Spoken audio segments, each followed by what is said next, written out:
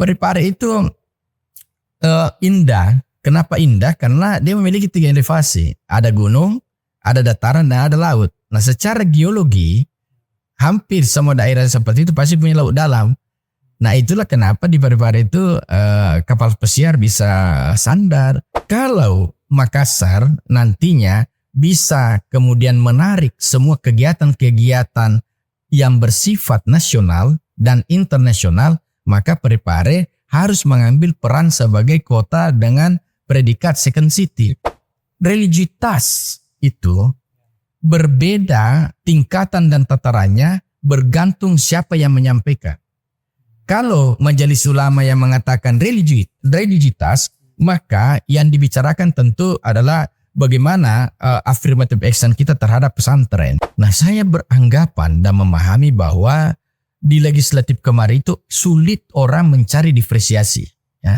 Sulit orang mencari pembeda antara satu calon legislatif yang satu dengan calon legislatif yang lain. Nah, akibatnya apa?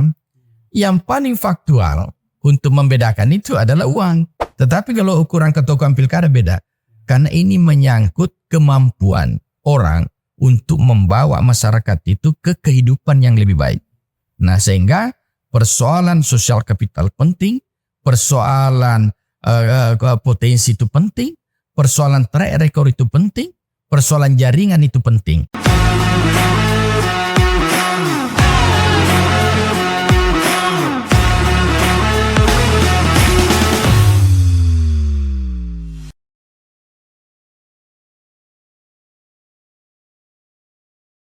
Halo sahabat Tuki, jumpa lagi dalam podcast Catatan Jurnalis Supriyansa. Kali ini kita akan berbincang-bincang dengan salah seorang kandidat di Kota Madya Parepare. Beliau akan maju sebagai kontestan dalam pemilihan Wali Kota Madya Parepare. Nama beliau adalah kandidat Dr. Taqiyuddin Jabar. Selamat pagi, Pak. Selamat pagi. Assalamualaikum warahmatullahi wabarakatuh. Waalaikumsalam warahmatullahi wabarakatuh. Jadi untuk akrabnya saya panggil Tekui aja. Oh ya, Tekui ya. Ya. Sahabat Tuki, tentu kita akan mengenal lebih jauh siapa tokoh Tekui ini. Oleh karena itu kita akan mengulik karir profesional beliau, karir pendidikan, dan mungkin juga karir politik. Nah, lebih awal kita mau dengarkan bagaimana karir profesional Pak Tekui, silakan. Iya, saya yakin bahwa tidak ada yang kebetulan di dunia ini. Saya terlahir dari lingkungan pengusaha, tetapi memang pengusaha yang juga berada dalam culture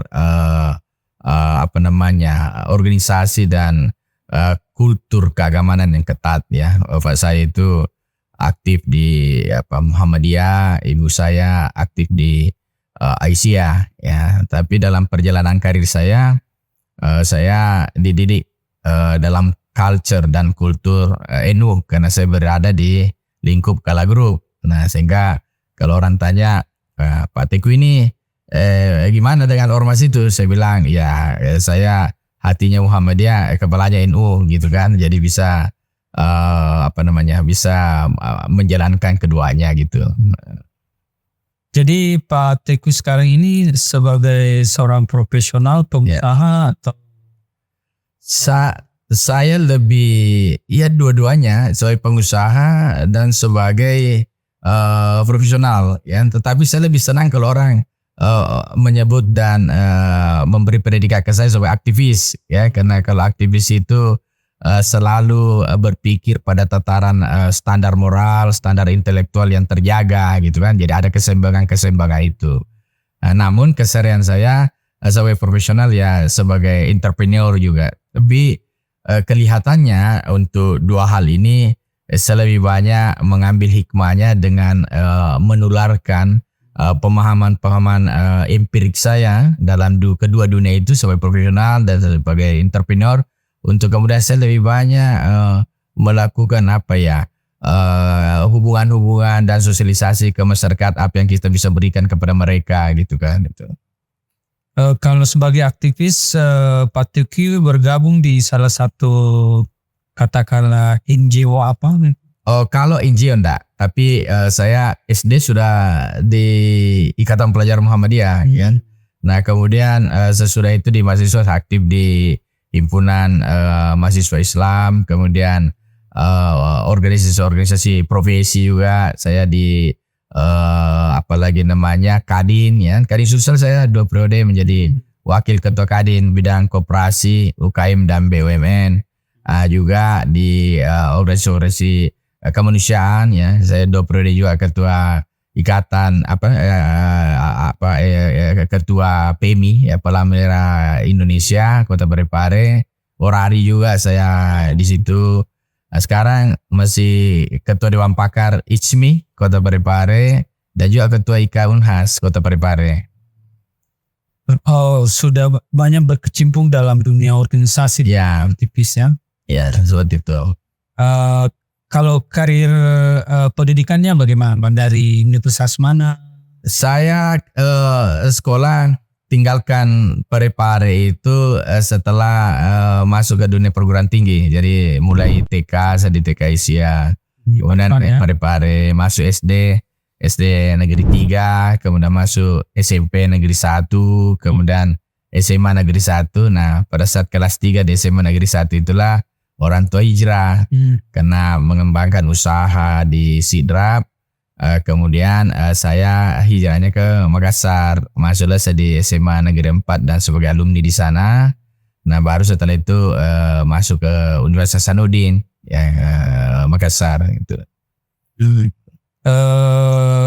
S1, S2 dan S3 apa mengikuti itu?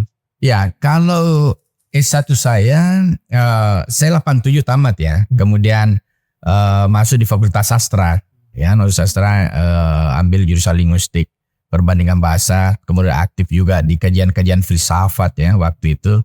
Tetapi ada program waktu itu yang ber-IPK ya 3,5 itu bisa berpindah dalam lingkup ilmu sosial. Maka saya memilih jurusan ilmu politik pemerintahan, program studi hubungan internasional.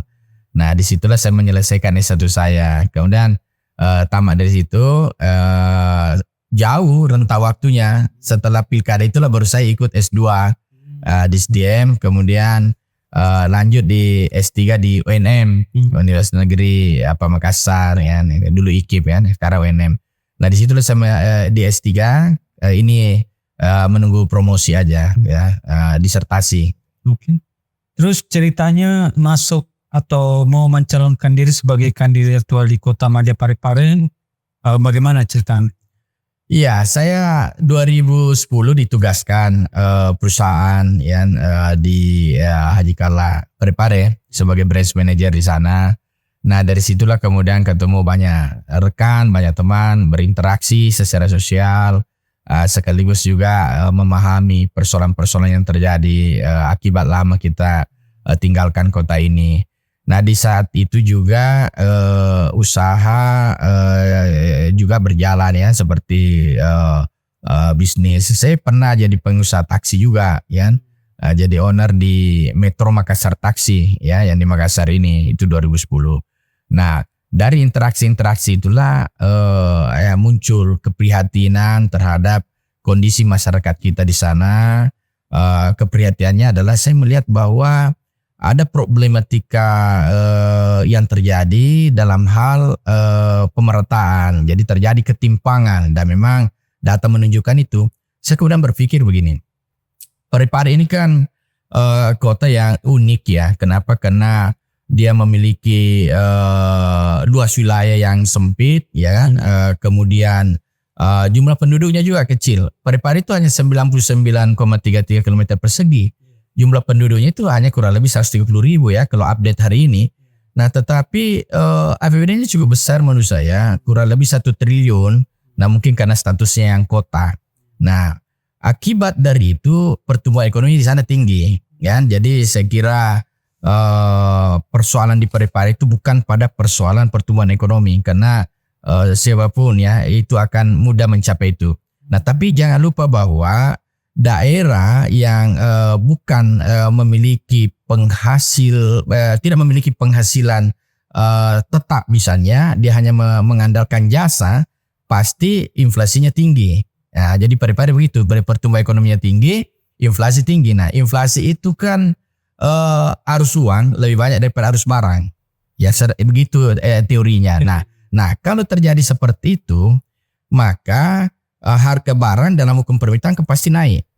Ya, tetapi kan mesti tidak problem. Kenapa jumlah uang beredar banyak? Jadi kalau harga naik tidak problem karena barangnya kurang. Tetapi yang terjadi juga mereka susah beli barangnya. Nah, kenapa begitu? Oh, rupanya daya beli yang lemah.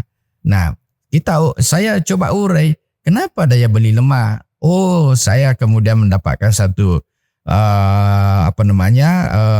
satu pemahaman bahwa memang Parepare itu ya sama dengan kota-kota yang yang bertumpu pada letak strategis. Memang dia lebih kepada pelaku UMKM-nya. Nah, data menunjukkan di Parepare itu pelaku UMKM itu yang mendominasi. Ada 15.757 pelaku UMKM di Parepare. Dan dari 15.757 itu sekaligus menempatkan Parepare sebagai kota ketiga terbesar di Sulawesi Selatan ini dari sisi jumlah pelaku UMKM. Tetapi secara rasio itu nomor satu. Jadi secara rasio terhadap jumlah penduduk maupun rasio terhadap jumlah kakak keluarga yang ada di Parepare, kita menempati urutan pertama. Nah, artinya apa? UMKM harus jadi pertanian. Saya selalu mencontohkan misalnya kalau Sidrap ya. Sidrap itu pelaku pertanian yang paling besar ya. Hampir 60% dari populasi Sidrap itu bergerak di bidang pertanian peternakan. Sehingga kalau kita bicara konsep memajukan masyarakatnya dari sisi kesejahteraan, maka yang harus dibangun irigasi, perbaiki pupuknya, carikan benih yang tepat, ya berikan subsidi dalam hal hubungan pertanian. Peternakan cari solusi untuk pakannya dan kemitraan-kemitraan yang dibutuhkan yang menguntungkan pelaku peternakan itu. Nah, begitu saja cara menyelesaikannya. Tapi kalau di Parepare UMKM-nya.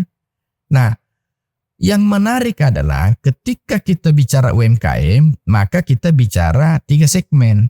Ada mikro, ada kecil, ada menengah. Nah, ini sudah ada klasifikasi tertentu. Apa yang dimaksud mikro, apa yang dimaksud kecil, apa yang dimaksud menengah. Nah, mikro itu adalah pasti mereka dari kelompok yang tidak memberikan sumbangsi terhadap PAD. Dan ini jumlahnya 98% dari UMKM itu. Jadi dari 15.757 pelaku UMKM itu yang tercatat ya secara statistik, itu 98% adalah mikro. Dan itu tentu tidak bisa memberi sumbangsi kepada PAD kita. Kenapa demikian?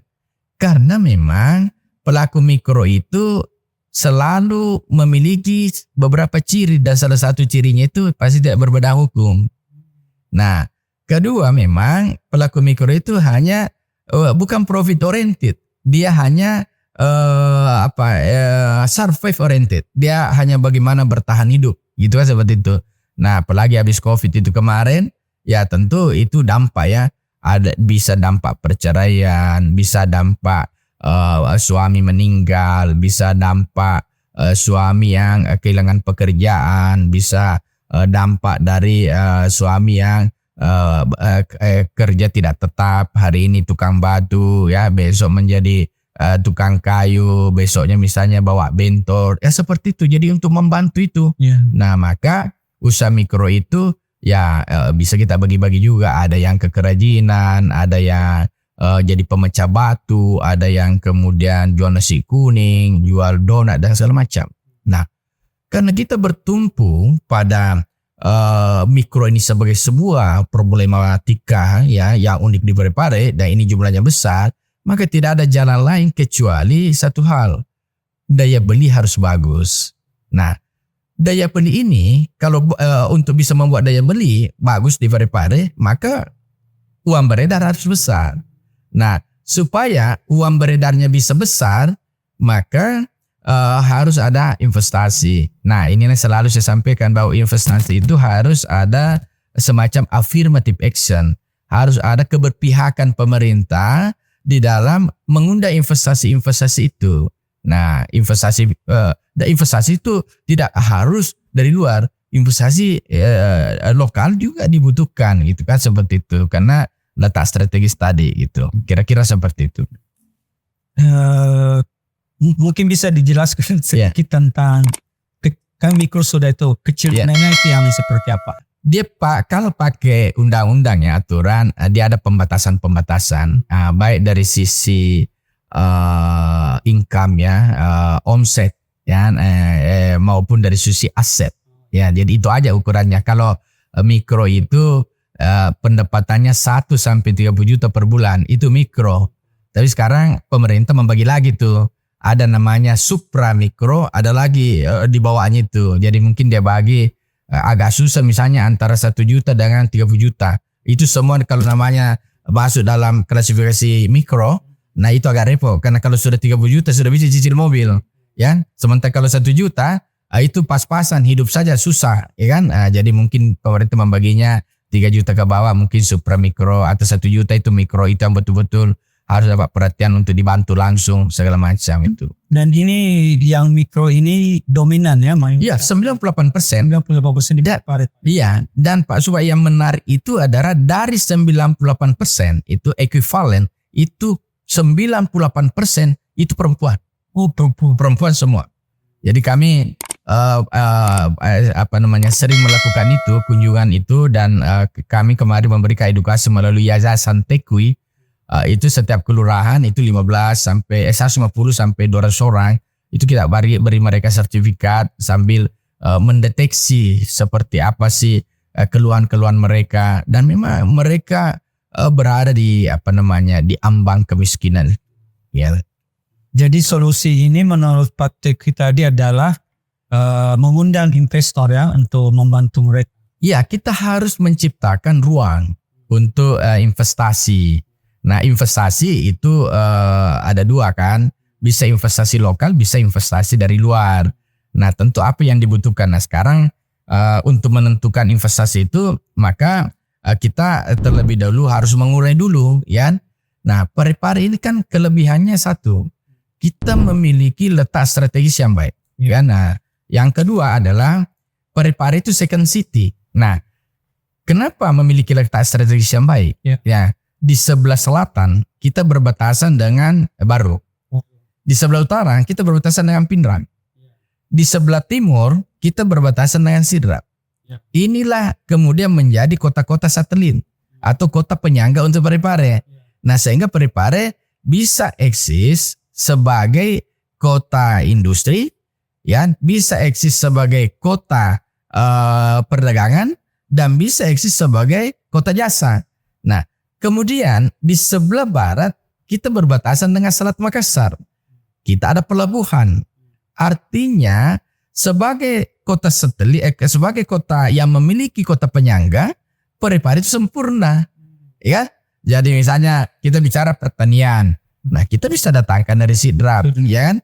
Kita bisa jadi pedagang, kemudian membrand sebagai brandnya misalnya ini made in Parepare gitu kan, seperti itu. Tinggal dibuat, dikemas sedemikian rupa, kirimlah keluar. Karena kita ada pelabuhan. Nah, jadi pelabuhan itu menjadi persoalan penting. Yang kedua adalah Parepare itu indah. Kenapa indah? Karena dia memiliki 3 elevasi. Ada gunung, ada dataran, dan ada laut. Nah, secara geologi hampir semua daerah seperti itu pasti punya laut dalam. Nah, itulah kenapa di Parepare itu kapal pesiar bisa sandar. Jadi tinggal kita mengeksplor semua itu menjadi potensi ekonomi yang bisa mensejahterakan masyarakat kita di Parepare. Jadi ke depan sekiranya Pak Teguh ini terpilih, seperti apa kota Parepare yang Pak Teguh cita-citakan? Gambaran Parepare itu akan seperti apa? Ya, saya kira smart city ya. Itu satu. Yang kedua, gambarannya Sulawesi Selatan ini adalah kota kelima terbesar ya. Dia masuk 5 besar. Sulawesi Selatan ini. Nah, itu artinya bahwa Makassar ini ya akan menjadi pusat untuk Indonesia Timur. Nah, kalau Makassar nantinya bisa kemudian menarik semua kegiatan-kegiatan yang bersifat nasional dan internasional, maka Parepare harus mengambil peran sebagai kota dengan predikat second city. Semua kegiatan-kegiatan yang berskala provinsi itu harus kita tarik ke Parepare. Nah sekarang persoalan kita adalah apakah infrastruktur kita memadai untuk itu? Untuk jadi second city. Untuk jadi second city. Ya. Nah, jadi gambaran saya, kalau ditanya apa gambaran saya ingin menjadi kota pelayan yang baik. Nah, tentu kita butuh investasi hotel berbintang misalnya ya. Kita butuh investasi mall misalnya. Kita butuh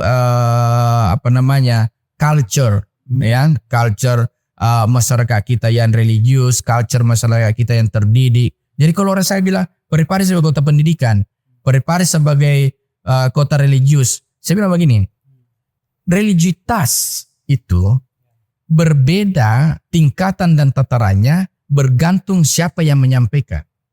Kalau majelis ulama yang mengatakan religiusitas, maka yang dibicarakan tentu adalah bagaimana affirmative action kita terhadap pesantren. Itu religiusitas kalau majelis ulama. Tapi kalau seorang wali kota atau calon wali kota berbicara soal religiusitas adalah kita bicara pada tataran culture. Nah, bagaimana supaya pedagang-pedagang itu mendapatkan trust, kepercayaan dari publik. Jangan lebihkan timbangan misalnya. Bagaimana ketika ada kapal yang akan berlabuh di pelabuhan kita di Parepare, tidak perlu lagi diberi peringatan. Kita tidak akan lama lagi berlabuh di Parepare. Hati-hati, di sana banyak copet, di sana banyak. Nah, ini kan tidak menggambarkan religiusitas. Maka calon wali kota atau wali kota itu ke depan itu harus mampu membentuk culture. Nah, sehingga ketika orang datang ke Parepare, hilanglah kekhawatiran itu. Nah, sehingga bisnis bisa berjalan, ya, perdagangan bisa berjalan tanpa kekhawatiran. Jadi kita akan menjadi kota servis yang baik. Nah, untuk menjadi kota servis yang baik, tentu juga banyak variabel harus kita perbaiki, termasuk variabel pendidikan. Nah, variabel pendidikan, bagaimana pendidikan kita di sana? Karena tanpa pendidikan yang baik, kan? Ekonomi juga, tanpa ekonomi yang baik, ya sulit kita menjadi kota servis yang baik. Gitu. Kira-kira begitu.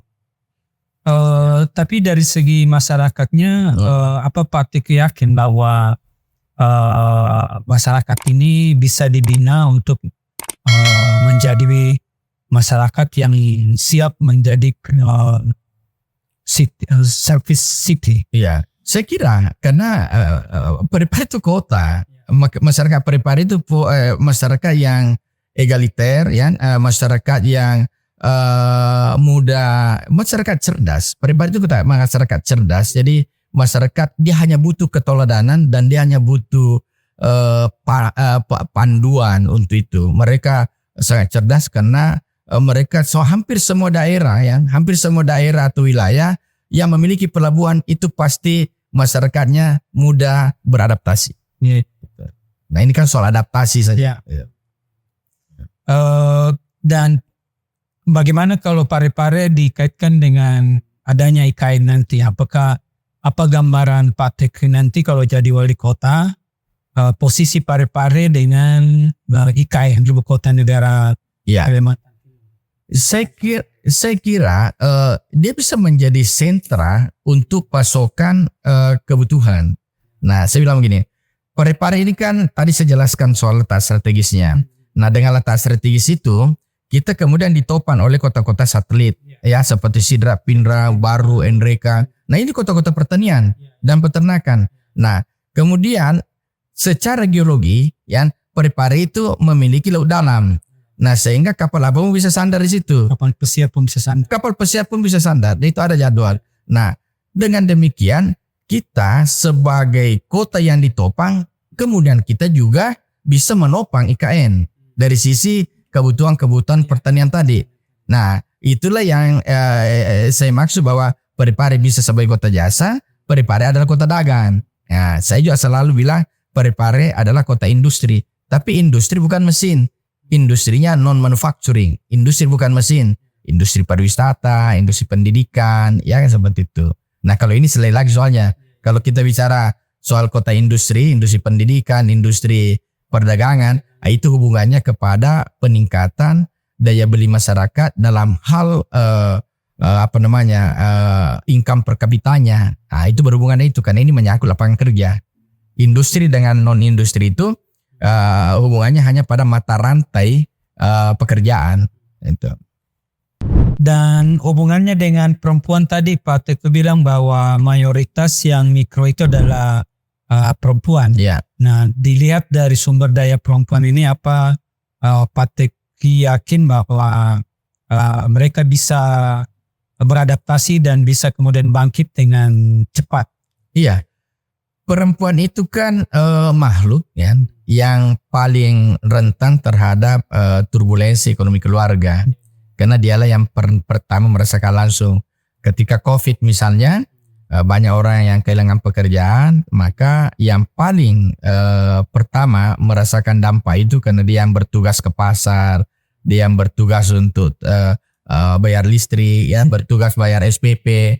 Nah, perempuan paling rentan itu, sehingga inisiatif dan kreativitas perempuan itu ketika terjadi turbulensi ekonomi keluarga, ya, apalagi kalau terjadi perceraian, ya, memang sudah single parents kan. Ini dalam kondisi keluarga normal aja, tapi terjadi turbulensi ekonomi, perempuan itu selalu tampil di situ. Kenapa? Karena dialah yang paling banyak dipengaruhi oleh persoalan-persoalan kebutuhan setiap saat itu. Nah, kalau ditanya apakah dia bisa menyesuaikan, itu bisa. Persoalan utama dari itu hanya daya beli, karena yang mereka lakukan itu hanya untuk survive aja, ya, survive bagaimana bisa membantu ekonomi keluarga, dan yang dilakukan itu tidak butuh sebuah keahlian khusus. Nah, hanya butuh kemauan, hanya butuh dia tertib, dan hanya butuh bahwa ada pembeli. Nah, itulah kembali lagi ke persoalan daya beli tadi. Jadi persoalan daya beli itu yang menjadi persoalan penting. Nanti kalau Pak Teguh maju di kendaraan politiknya partai apa aja? Kita melakukan komunikasi dengan semua partai. Tentu saya berharap bahwa gagasan-gagasan yang kita miliki ini bisa terpotret, ya, melalui partai-partai yang ada. Ya, meskipun kemarin pengalaman di pileg itu kan cukup mengerikan, ya, di mana saya bilang dan beberapa pandangan orang, pendapat, ya, baik politisi, birokrasi, kalangan dunia usaha itu menyadari bahwa inilah pemilu paling brutal, ya, paling brutal yang selama ini terjadi, ya, terutama dalam hal money politics. Yeah. Pak Teguh tadi mengatakan bahwa aktif di organisasi profesional seperti Kadin dan seterusnya. Apakah nanti kelompok-kelompok pengusaha akan mendukung Pak Teguh dan juga sebagai manajer, ya, di perusahaan Haji Kala, dan apakah juga Pak Haji Kala akan mendukung Pak Teguh?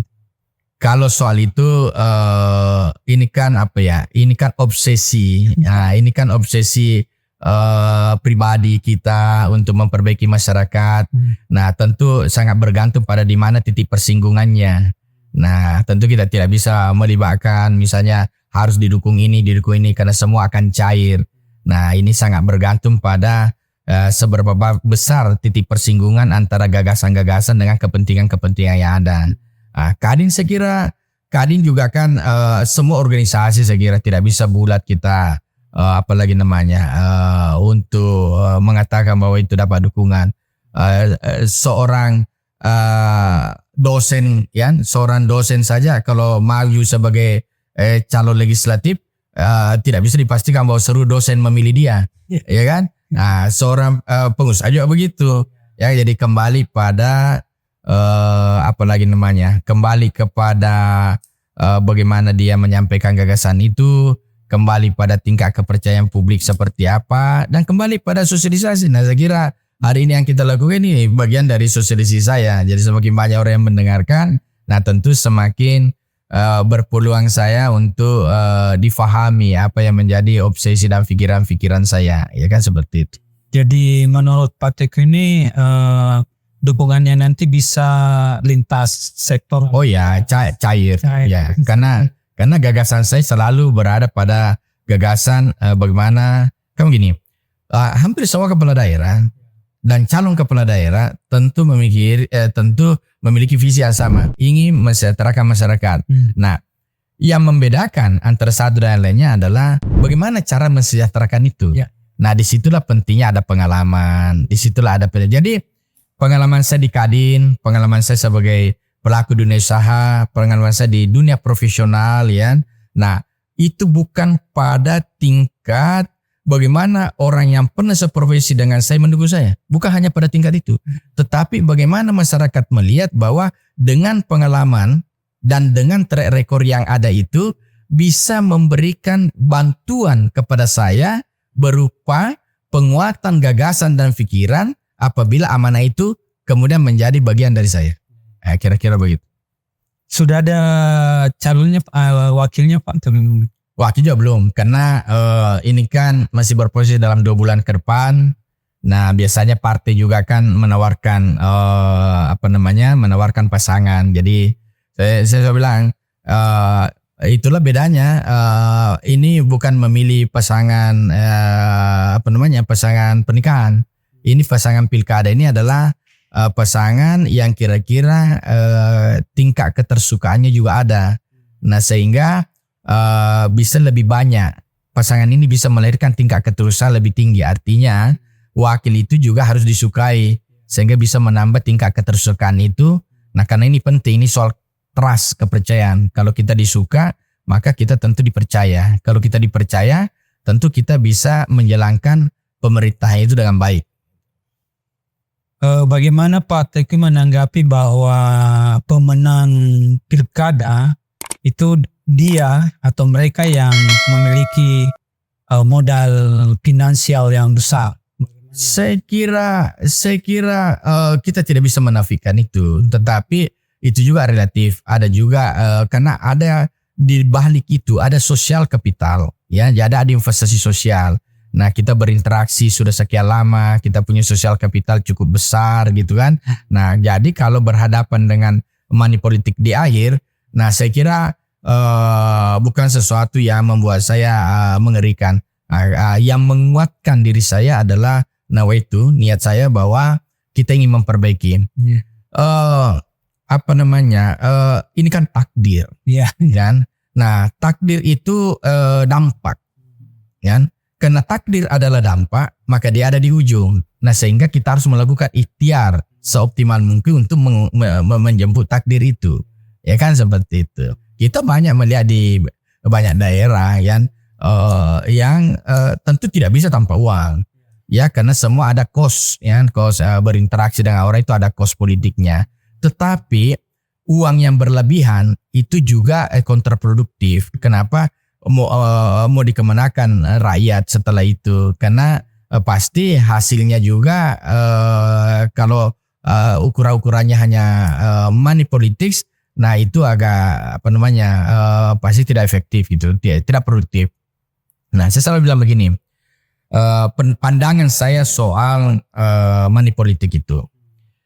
Kenapa kemarin cukup brutal di Pileg?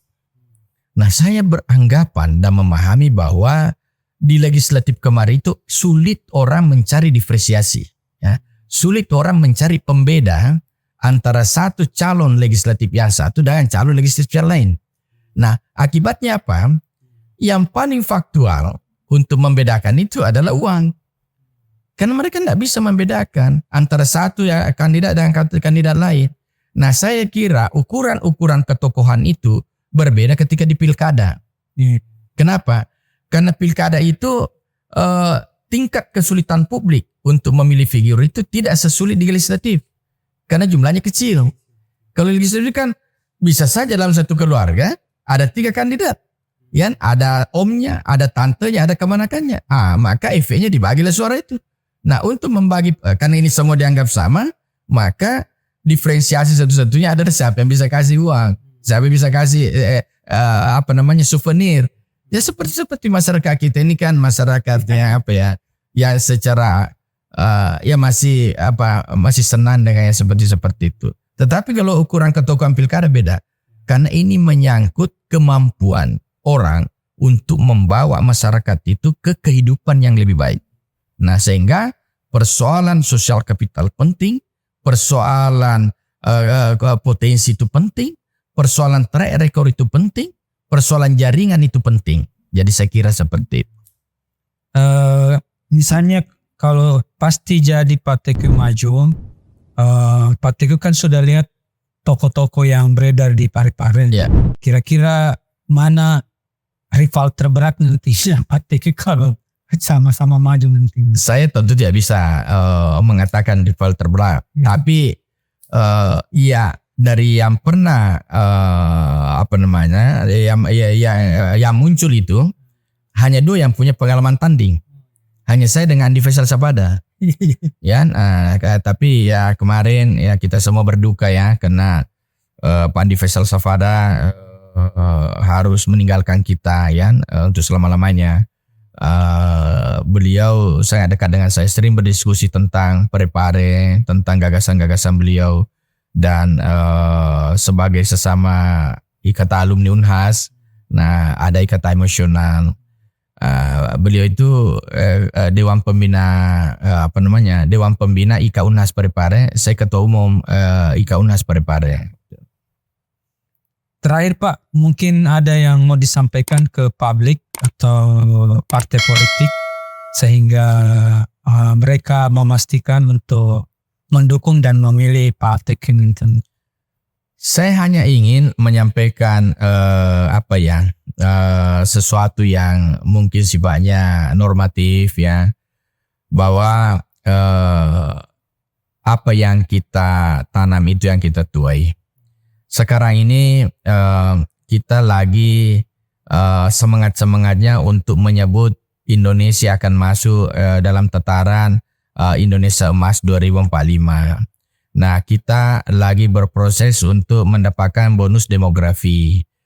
Kenapa? Karena bonus demografi itu adalah sebuah momentum penting untuk setiap negara atau wilayah atau daerah di mana usia produktifnya mendominasi usia non-produktif.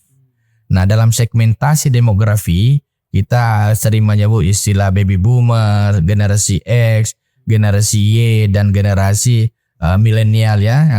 Terakhir yang generasi alpha yang sekarang baru berusia 12 tahun. Nah, tentu segmentasi dari satu generasi ke generasi yang lain ini, dia punya karakteristik tertentu. Nah, tentu semangatnya yang baby boomers yang 70 tahun sekarang ini umurnya berbeda dengan saya yang X. Nah, tentu saya masih punya inovasi, punya semangat ya, karena dididik langsung oleh mereka-mereka itu orang tua kita. Tapi di bawah saya generasi milenial yang sudah dimanja dengan teknologi dan segala macam.